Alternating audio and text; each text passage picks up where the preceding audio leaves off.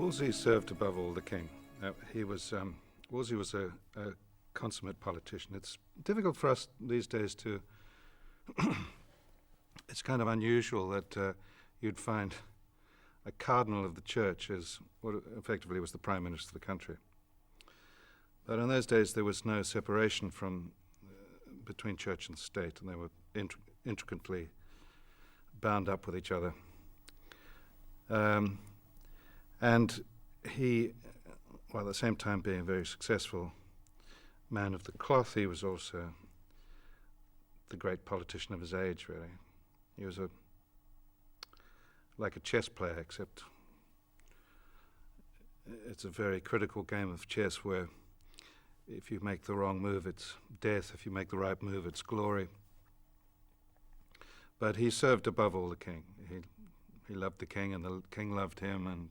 But finally, as happened very often in the reign of Henry VIII, things started to go awry.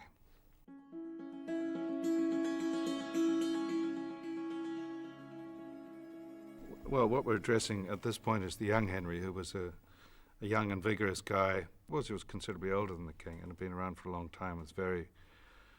Was very worldly, and More was always very close to the king.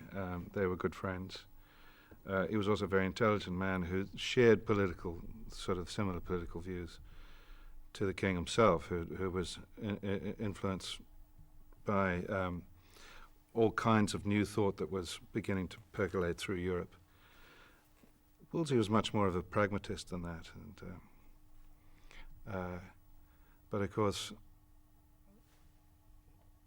Thomas More followed Wolsey as the next great chancellor. It was the age of great chancellors. There wasn't much in the way of democracy in those days, and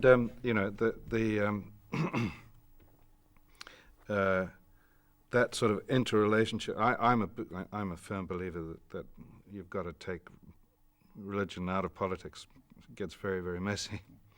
We see it all around us today, and a lot of the mess of that time was to do with that kind of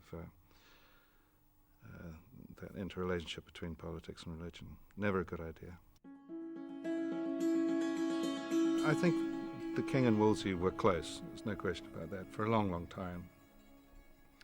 And Wolsey did have a kind of father figure function in Henry's life, as well as being an extremely astute politician. He knew which way the king should jump at every possible moment.